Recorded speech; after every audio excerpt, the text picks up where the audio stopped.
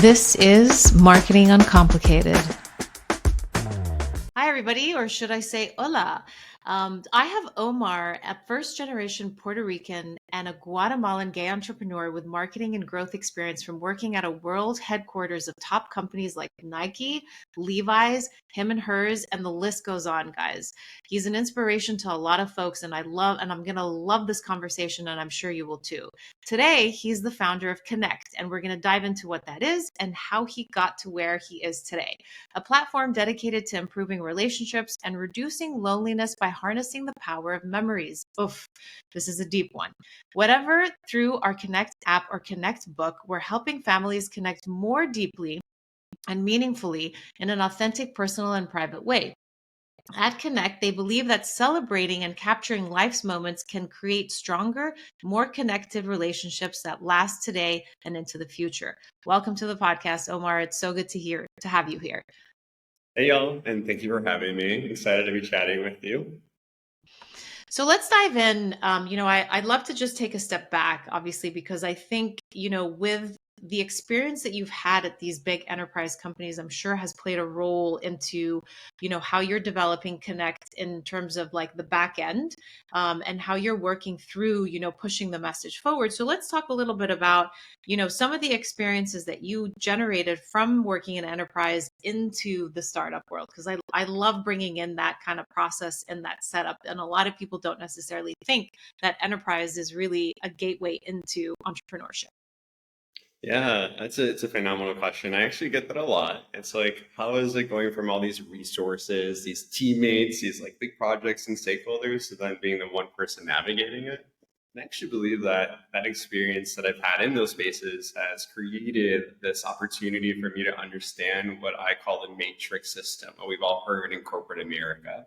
Understanding that like I can't be the only one to do the customer support, email marketing with push notifications, who's going to handle the pricing, who's going to think about forecasting. Of course, I'm taking a lot of the reins into them, but working at these companies exposed me to really, really smart people that do these individually. And I feel like now as I'm building Kinnect, I'm thinking forward. I'm thinking in advance of what are the types of folks that I need to kind of join me in making $1 billion business, but also having fun doing so. There's a lot of personalities that come into these roles, and I learned that quite quickly at these enterprise companies. Yeah, totally. I love that you are manifesting already that the company is going to be $1 billion. That's what we do always as entrepreneurs. We have that, that growth trajectory when we're here and we're shooting for the stars. Absolutely. I mean, if you're not going to say it, it's not going to happen, right? No, you got to put it out there and it will happen. So let's dive in a little bit to what was your last position, and was it a decision-making factor where Kinnect was born, or you had the aha moment, or just give me the background in terms of how you built into wanting to develop Kinnect and why. For me, I was working at Real. It was a mental health company that focused on helping people understand mental wellness in a capacity that made it easy to people to understand what the word anxiety was or depression. Yeah, And also how to create the tools to like once you're feeling it, how to maintain it, how to control it and I reduce love it. that. Yeah. I loved it there. I thought I was actually going to be there for a while, but I was part of a big layoff. Our whole team got cut. So I started working as a consultant afterwards. My experience at Hims and Hers, then Real, allowed me to start working with all these really fun, smaller startups that were trying to become the next Real or the next Hims and Hers. I went to Patagonia on a hike, and on that hike, I realized that I could do really hard things. And what I mean by that is at Mhm. that time, and I might get a little bit emotional, so I apologize if people I hear my love voice. this. Bring it. Bring it. At that point, my buddy Brandon was in his year and a half of his cancer diagnosis, and every day he would use social media to go ahead and kind of share exactly what he was navigating: his medications, the way he was reacting to things, his ups, his downs, his consistencies. And at the same time, him and I were chatting about like how fake it kind of feels. It doesn't feel as vulnerable or emotional or honest. And it's not actually helping him preserve legacy for his mom, for his wife, for like his friends, like when he knew he was going to pass. And for Yeah. him, he wanted to think about how to help us grieve. it was like I just wish there was a way for me to know what to say or what to check in. And unfortunately, there's nothing around that. Yeah. That's the second time someone in my life actually asked me if there was a place where someone can save their memories privately. In Yeah. 2008, my grandfather died after a 10-year battle to Alzheimer's. And that Yeah. was like a really hard thing for me. I was watching him die as a kid, and he used to come visit my family and I from Puerto Rico to Chicago every summer. And he was like the one who held the traditions, our cultures. So when he was Yeah. diagnosed, I saw my family, my mom, my aunt, my grandma, my uncle, I saw all of their reactions. It was horrible. You start to Yeah. see immediate regret, immediate challenge. You see a family that's quite close but separated across the country asking for resources. What do I do? What do I say? Like, how do I prepare? And at the same time, he's aware that his memories are going. So he's like, where do I save these things? We Yeah. found one solution, but unfortunately, it was a book format, but it was only in English. That became the moment where I started to understand what the word inclusivity actually means. And I also started to think about when a business says that they're being inclusive, to whom and to what. And also when they Yeah. say that they're there for all families, all peoples, same question. Who is the families that they're talking to? Why does it seem like a broad statement when it's not a full statement? So in Patagonia, when everything started happening, I just realized that like I need to like go ahead and just like I'm gonna be direct, just grow some, if you will, and just do it. Yeah. And Yeah. I just got married. My husband was like, "You have to do it. Like I will support you. Like let's just do it. Like you've been talking about this idea since you met me." But yeah, it was an emotional one. Like I left stability. I left like having Yeah. a very nice paycheck. I left like everything. I left it all, and Yeah. we're now like entering our second year, and we're finally getting some really great traction. Yeah. But it's been painful. My buddy died in the process. Uh, he he very much lives in the brand. Like if you look at the way we present our colors, our feel, it's evocative because when we think about families, we don't really know what a family's feeling. Are they happy? Are they sad? Are they okay? Are they dealing with grief? Are they planning for welcoming a baby? So Kinnect is really born off this idea that right now, if I really think about it, if all of us really think about it, is there something that lives as like a family medium to support us? No. Yeah. Oh my gosh. What a I feel like the word beautiful just doesn't even captivate like everything that you're trying to encapsulate into this brand and into this product. I mean, and two things that I want to bring up that you mentioned was like I understood what the word inclusivity means, and I love that just based on like where we are today in our Our political uh, system. yeah, like our political, our cultural system, like however you want to put it.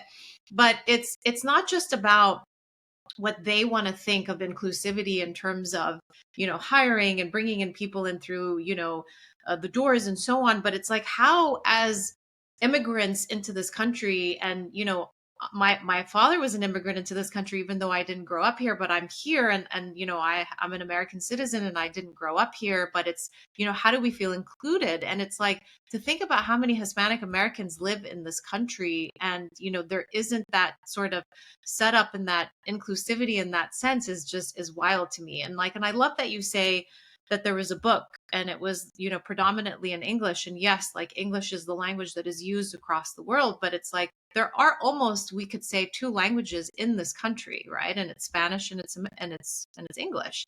And I love that you also bring up how you left stability, and how you left like a paycheck, and really as entrepreneurs it's leaving everything behind and on the table and saying goodbye to it, because you're starting from scratch, almost as if you've just graduated, whether you have graduated or you haven't, but it's going into the world, and you're like, how am I going to do this with what means, and so on and so forth. So talk to me a little bit about those 2 points, because I think that that's a beautiful kind of statement as it relates to entrepreneurship, and then the discovery of you as an entrepreneur through your brand. I'm so excited that you asked me this question. So the reason why I'm Yeah. asking, for those that are audibly listening to us, We have video too. And yeah, go on video and watch us for fun. Yeah. But I have a Puerto Rican flag on my as one of my necklaces on right now. And something I actually have always struggled with as a U.S. citizen. I was born in Chicago. My mom and my stepdad were born in Puerto Rico as U.S. citizens. That is an island of this country. That is part of Yep. this country. That island is also, again, a commonwealth of this country, and they speak a different language, but they are, again, part of this country. So when I think about inclusivity, I'm like, hey, you're forgetting that in this country, we have an island that is part of the space and they speak a different language. Why are we not thinking about them? And then separately, for me, that's really affected me because I grew up in spaces where people didn't know that I was Puerto Rican and Guatemalan. They just thought that I was a complete immigrant coming in. And because of that, they made assumptions off that. They Hmm. look at me and they make assumptions where my parents were working. One time someone saw when I was volunteering, I said hablo español as a sticker in case someone needed help. I literally got Yeah. yelled at from someone telling me to take that off as a kid. Wow. So I Wow. think for me, when I think about inclusivity as a whole, I'm not just thinking about like cultures, but I'm also thinking about identities and really what it means for anyone to look at a word and feel like they belong. And I get really, really passionate about this because I've been defending my identity in dualities throughout my entire life as a queer person, as a Latino. Yeah. Um, and it's something that when I think about building Kinnect, the word kin, KIN, is the most inclusive word for a family. That Yep. means that anyone can define their family. That's what I think is really important in how I build this company is thinking about anyone can bring their people into their spaces. They can bond over their memories. They can feel like they belong. But I'm not there trying to like ostracize and kind of create these layers for them. Like that Yeah. defeats the purpose of an inclusive family brand. You had a second question, and I got so passionate about the first. That No, I'll always remember them. And I love that I swear this conversation couldn't have come more at a timely manner. But when you talk about entrepreneurship, and thank you for that, response in terms of inclusivity, because I think a lot of people forget about Puerto Rico, right? And a lot of people forget about that island, and it's just it again, like this conversation is just at the right time. But from an entrepreneurship standpoint, I don't think a lot of people realize and what it takes to kind of just step off the ledge. And I think we don't talk enough about the mental space in terms of keep trucking and keep moving and keep pursuing and pushing forward. And the community that you need around you. It's like I saw somebody posted on Instagram the other day that as a sole entrepreneur, you won't succeed. And I'm not saying just being like a sole business owner, like you being the main person of the business, but I'm talking about your surroundings and who you surround yourself with to keep moving and who are going to support you to keep moving. So please let's talk a little bit about that from a mental standpoint of really that grit and what it takes to just make that, not even just make the decision, but it's like actually put it into action. I feel incredibly lucky that at the companies that I worked for, at those times when they were talking about DEI initiatives, they just meant about helping people feel like they belong at these places. Like, I have a very clear example of being scared to enter a workplace. I got my first job at Nike headquarters, and I was so intimidated about entering what I believed would be a very hyper masculine environment. So that Yep. made me like I was petrified for a while. I had to get a tattoo of an equal sign on my body at that point just to remind myself that like I am equal to the person next to me. Oh, And yeah. just because my tone of voice is a little different does not mean I can't contribute to the same amount, if not more. So Yes. when I think about like now being an entrepreneur, I feel lucky that the mentors and the network that those establishments provided me have now allowed me to have this community where I can think about sharing these ideas, like these brand ideas, these campaigns, or even ask like, hey guys, I'm having a really freaking hard time. I need help. Or if Yeah. I didn't have a community, which I didn't in the beginning of building a startup, in terms of like the startup community, I didn't have anything at first. Um, and it's really hard. And I tell every single early entrepreneur that you don't need to be alone. there are so many amazing resources for free. There's so many Slack communities for free. Like there are communities, you just have to go on Google and literally just search for it. There is, for those listening, if you are LGBTQIA, there is Start Out, an amazing resource hub, connects you with so many other founders, investors, capital support, mentorship. If you're in Chicago, there's 1871 Innovation Hub, exact same Wow. thing, but for a Chicago ecosystem. I just feel like sometimes, like when people are really, really scared to take the leap, it's because they feel like they are alone. And I want every single queer Latino to remind themselves that they're not alone. Like they already Yeah. are inherently part of a big community, but you can also look for us online. And I guarantee you, there will be someone that responds to you. Like I reached out to so many people, and I'm not gonna lie, the ones I got the responses back from were other queer or Latinos that knew that we are a part of a small percentage of entrepreneurship. Yeah. Yeah. That's beautiful. I mean, it's just, and it's true. I mean, there are pockets of communities that you can find and ones that you're going to connect with the most that are really going to support you taking this leap into this jungle, if we will, of entrepreneurship, you know? And can I also share something really quick? Please, please. So I think I'm gonna share something that I had a really hard time with in the beginning, and it made me emotional. I think I cried probably like 20 times because of it. Yeah. And it's what we all know as the devil, the assumption. I think Yeah. when every entrepreneur starts something, they're going to assume that their closest friends and family, maybe former colleagues, are going to immediately rally behind them. I Yeah. think that's a very bad assumption, and that puts Oh, yep. yes, I think it puts not only those people in uncomfortable positions because they're like, why are you thinking I have to like love what you're doing? Like they Yeah. support us. That doesn't mean they need to support like our crazy ambitions of working 90 hours a week to do what we want, right? And I think in the beginning, I had a really, really hard time because I was making these assumptions that certain people in my life would be like in. And I learned throughout the experience that like the more that I let that go, I let go of those assumptions, the less hurt I am and the better Yeah. our relationships are. And I can actually focus on finding the right people to fulfill those needs. And I think Yeah. that's really, really hard in any entrepreneurship journey because in the beginning you really want your people to be your closest allies. And some aren't, but there's some aren't. It's okay. You can't be mad at them. Yeah.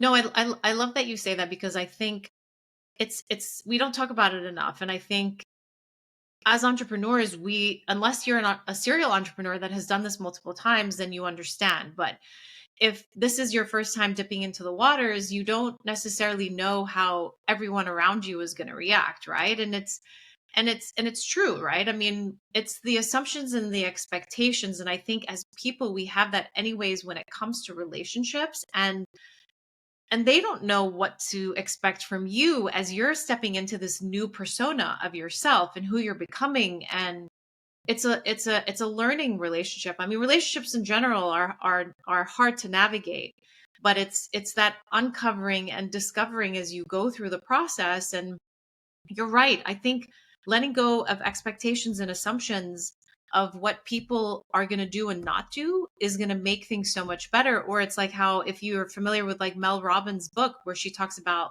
let them, just let them be, and then let you be, right? And figure out like how to unfold in this new persona of yourself, and then allow your friends to uncover who you're becoming.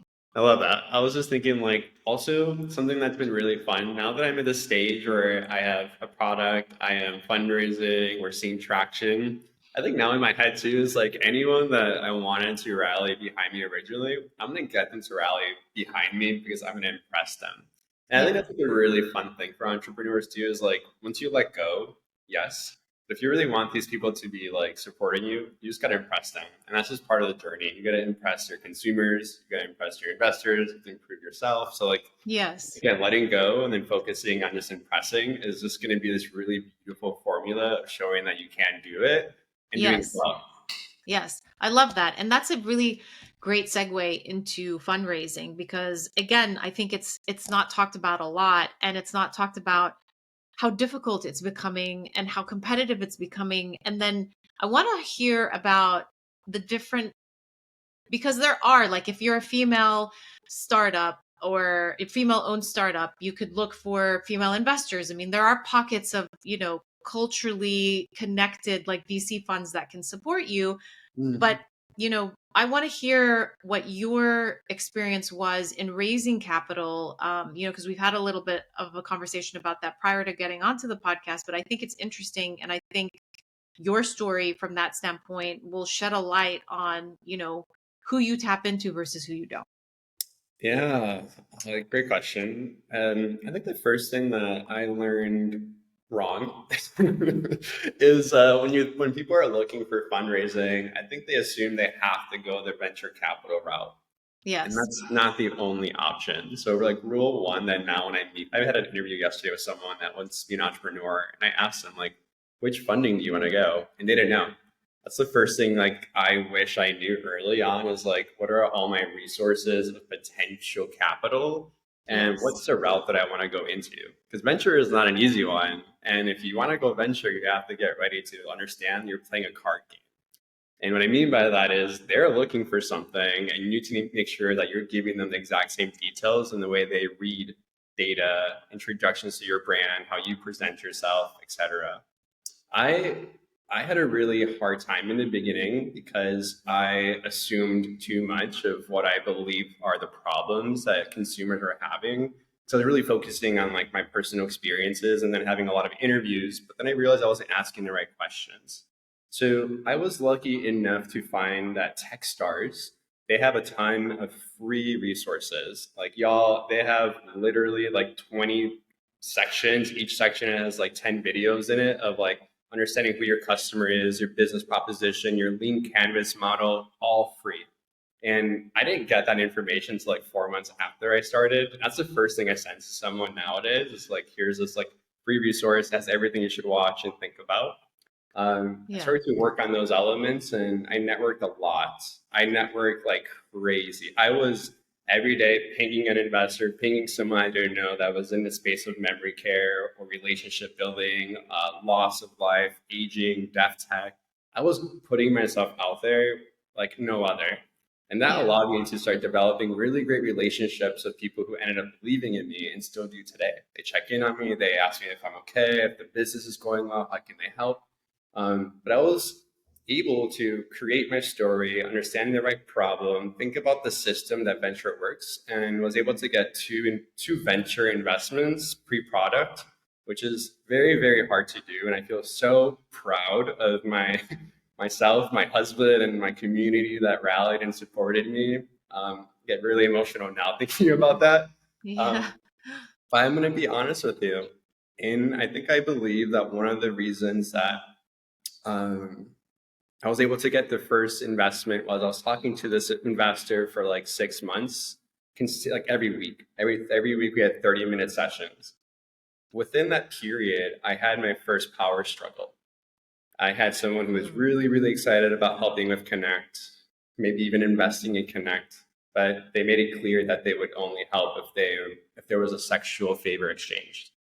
That set me back for I don't know 2 or 3 months. From a Wow. personal feeling, I felt like, great, is this what people are going to be assuming? Is this the journey Yeah. that I'm going to be on? Yeah. And I had a hard time figuring out how to communicate that to the investor at that time because that is so vulnerable, and everything you read online says like, hey, Absolutely. you need to go to these investor calls, like wowing them, telling them that like everything is great, the business is doing great, your mental health is good. Like they're looking for these signs to make sure that they invest in you, that you're checking those boxes. Yeah. I said, screw that. I'm going to tell this investor 2 weeks later after it happened because I have these sessions with her. And I told her, I was like, this happened to me and I haven't told you. And I started crying on that call because it felt so Yeah. weird that I think in society, unfortunately, there's a high percentage of women that deal with this. It was the first time Yeah. me as a gay male like had that happen. And that's I think what allowed her to see that I have grit.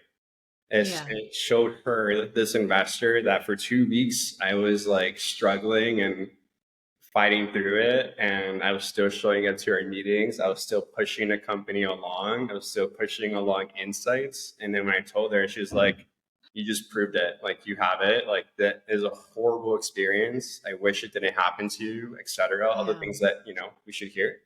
But she realized that that was a moment that I can push. And Yeah. she's right. I can push. And that was a moment where I realized that like nothing ever again will like set me back.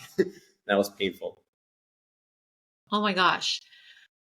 That is thank you for sharing that, because I think we don't know how many women go through this. I mean, did you dip into any forums? Did you ask if anybody has ever experienced? Because a lot of people are afraid to share this because maybe somebody ended up doing whatever they needed to do because they were desperate to get the funding. And desperate is the wrong word. I apologize, but it was like, We're good. they wanted to move forward. And it's so shocking that this has to happen now. And I think how beautiful of her to realize, and potentially maybe because she was a woman, that it was she just was like, this is incredible that you had to go through this, and no matter what, you still kept moving forward.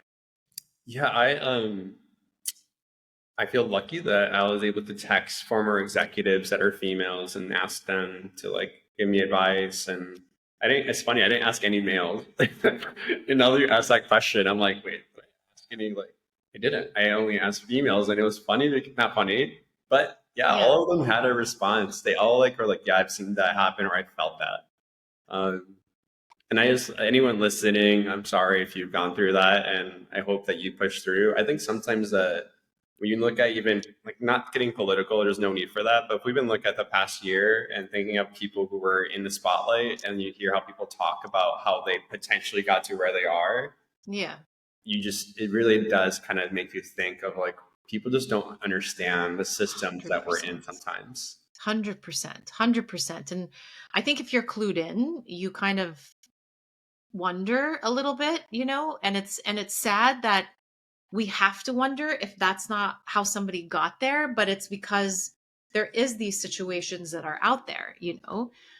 So I'm sorry that you had to go through this, but I think, sharing this story is really going to support and help, beyond my podcast, to make sure that people don't get trapped into that decision. And, just because that's the only person that's going to invest in their company, there's others out there. It's setting clear boundaries to yourself, and something bigger and better will come through. Yeah, yeah, I agree. So I wanted to dive in a little bit into the business, and a little bit of how you started. You're in a great position today, but that doesn't mean you started that way. So Nope. talk to us a little bit about, really, for a lack of a better term, grit, right? It's really how the road bumps that you hit, and we don't have to go into like the full details of them, but what you've kind of pulled out of it and what you've learned to really, because even knowing as much as I know, just hearing from you and your story, I know that you're in a comfortable spot right now with Kinnect.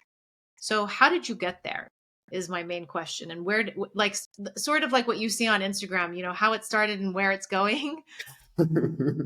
Yeah, yeah, yeah. I think the first thing that I really love is that statement, that quote of "be a sponge," where you really want to enter the spaces or the categories or the funding cycles that you want to go after. In the beginning, you should try to be a sponge. Listen to how venture folks are talking to each other. Join these webinars and understand how they're like looking for people. I was able to get accepted into an accelerator by Slauson and Co. And that's where I realized that there can be good investors. So to be honest, after I was able to kind of get in that position, I feel like for me, things started to change because I started to be a sponge. I started to Yeah. understand the dynamics, the language that's being used, also the expectations that other people had on me before they even met me.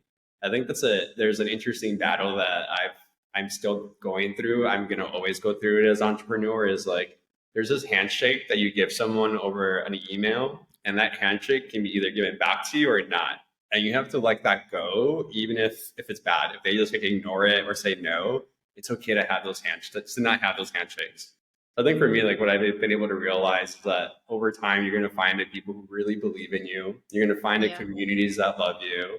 And for me, the hardest parts were always around self doubts, self sabotage, this idea that I don't fit in, that I'm too different to fit in.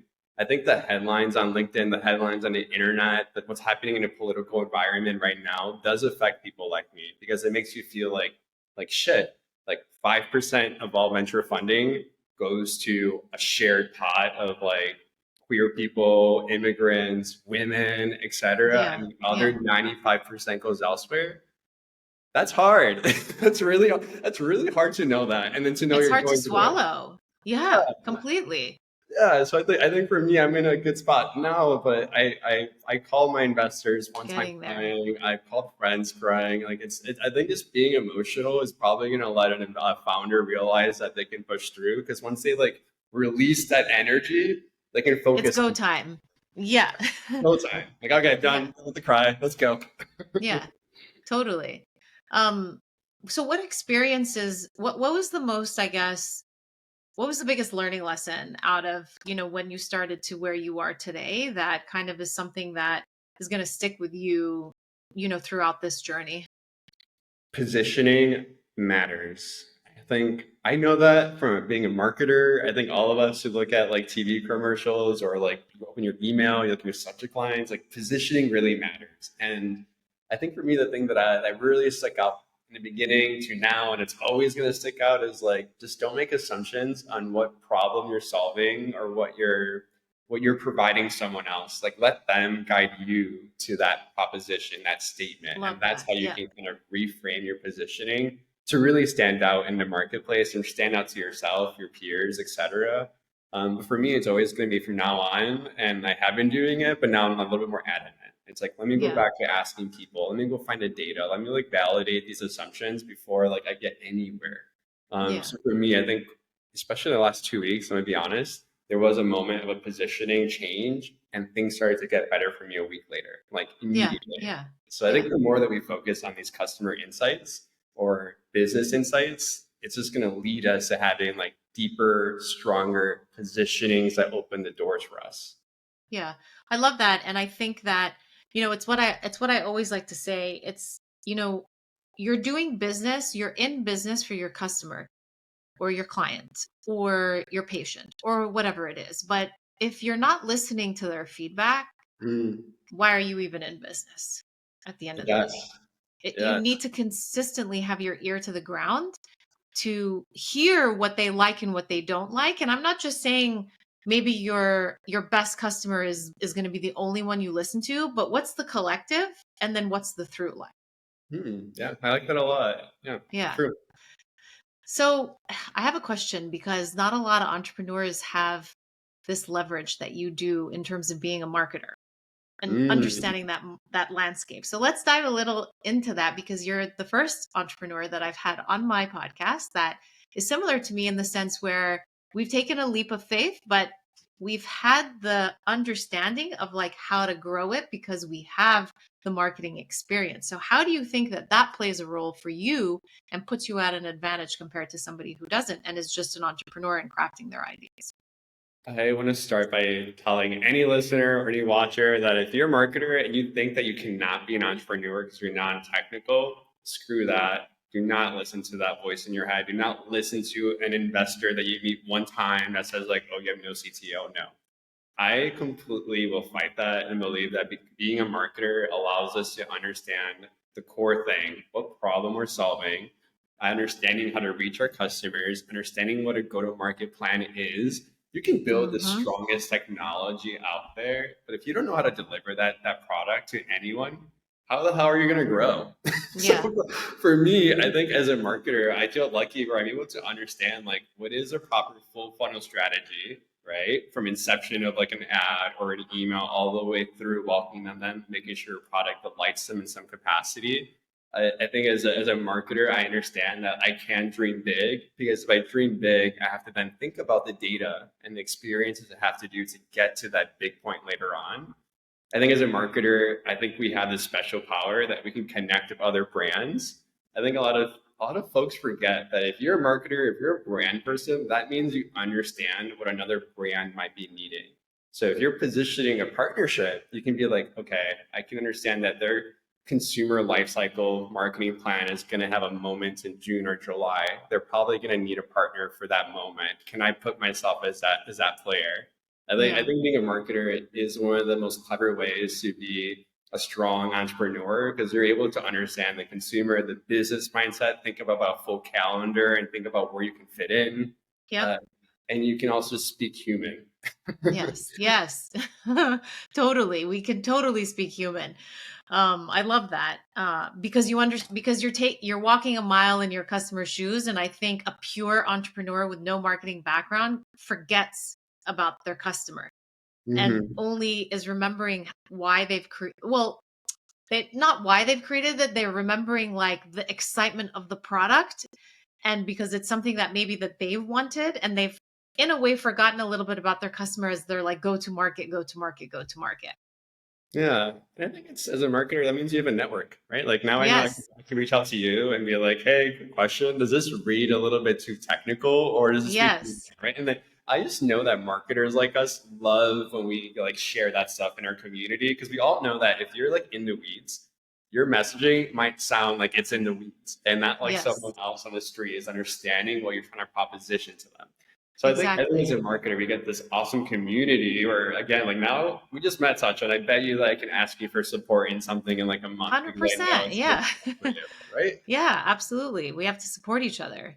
Mhm. So on that note from marketing, what were the first channels that you dipped into? It's like the technology is there, the product is ready, you're about to hit go live. What have you put into your go-to marketing plan to be your first kind of we're out into the world presence? What did you utilize to kind of generate that awareness? Yeah, a few different channels. I'm gonna start with the cheapest ones 'cause I think they're the strongest ones. I think as an executive, as a founder, I think sometimes people get in their own way of maybe getting into like the stuff they don't think is valuable, i.e., community building. And what does Oh, that look like? yes.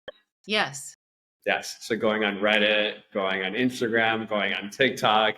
Reddit is awesome because you really have this space where like people are just sharing free content, free ideas, what's on their mind, their reviews on a product. And no better Yes. way to like actually talk to people than on Reddit, honestly, as like a different name and just like engaging with them. Like, wait, you tried that? That didn't work for you? Why not? Okay, get into it. Yeah. I think building community and then finding a way to then bring them to your company is huge. And what better way Yeah. to like actually engage with them as a founder talking to someone? So I think for me, I've had a lot of fun actually, like going and spending 20 to 30 minutes a day on Reddit with my particular tags. So I'm focused, right? Like where am I going to be focused on and engaging with these like subreddits to like TikTok and Instagram, same thing. Follow the same hashtags and engage with creators, understand what they're saying, what their problems Yeah. are, what they're Yeah. complaining about. So that's one. The second is like being smart to understand that people love to read the news. People love to see like an announcement, a press announcement.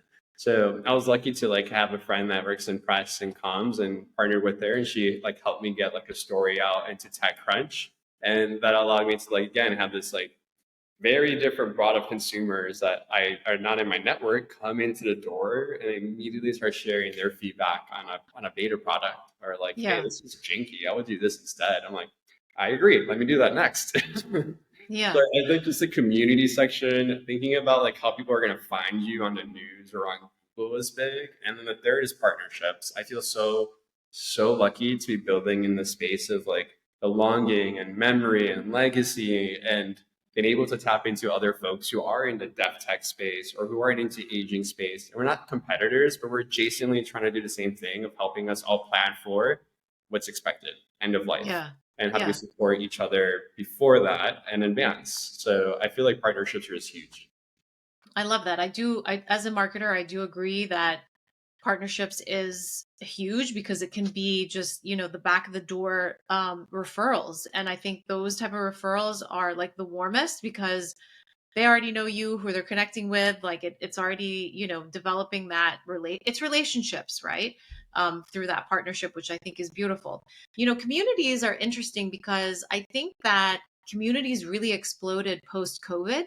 And I think that, because we were kind of alone together in our own homes and really kind of connecting with this, global thing that took place, but it was, what are different products and things that people are tapping into. So I think those products really exploded on the community aspect, the ones that really kind of, came out of the not necessarily came out of nowhere, but just really boomed during COVID, really kind of hit the nail on, what community means, in connection to their products. And I think that, or services.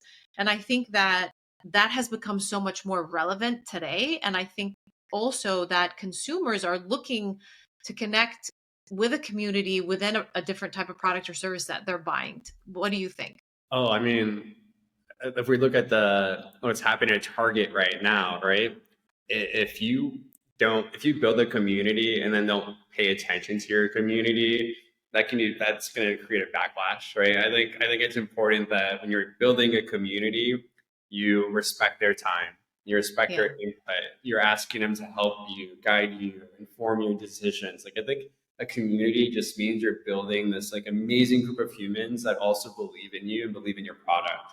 So I think community is like the only way for organic growth. We're all scared of putting in dollars into advertisement, right? We're all thinking about like how do we not spend money in Meta or Google search? Like we don't want to go there. And community is going to be the answer, and building it Yeah. and kind of getting that real time feedback as well. No, I completely agree. And I think it's just growing. And I think that if you think that you're a company that won't succeed on community, think again, because think about the pain points and the problem that you're solving before you're selling your product. Your product becomes secondary to how you're supporting them and understanding that certain product or service that you are in the business of selling, and then push it out, right? And build that community, create a safe space for people to talk about things and get educated or have the tools to support them. And then they'll have build that trust and buy into your products and service. Yeah, we also all want word of mouth, right? If you build something Yeah, and they totally. love you, like that's like the best thing is like hearing it from someone. It's like, hey, I recommend this company. They're awesome. I believe in the founder. I like that they're being honest. I like that they're building publicly. I think Yes. community is it just shows value in such different ways. Yeah, no, I love that. So, Omar, one thing I always like to ask my guests and to leave my guests with, and this has been such an amazing and heartfelt and sincere conversation, is what would you leave us with in terms of three insights or things you've learned or rules to the game, if you will, to somebody just starting out or somebody who's in business and kind of struggling to push forward? Yeah. Let's see. Number one is if you do not believe in yourself, find someone that will remind you to believe in yourself because it's a really hard journey and it's very late night, it's weekends, and you're taking a sacrifice, right? So just make sure you're surrounded by someone or some group of people that are able to check in on you. Two, I think going back to assumptions, I really do believe that assumptions on a relationship level, to a business level, to a customer level, like just the word assumption is really just a barrier to success. Like just don't make assumptions. Like go ahead and find the true value, the true data, and then go ahead and make your hypotheses and then learn from. Mhm. And then three, lean into digital communities. I would have never gotten my first investor or my second investor or found my angel investors if I didn't lean into these Slack channels that were made for entrepreneurs. There's Tecaria for Latinos, there's Yeah. Start Out for queers, there's La Familia for Latinos. There's so many online communities of entrepreneurs helping each other, of venture capitals quietly helping these entrepreneurs.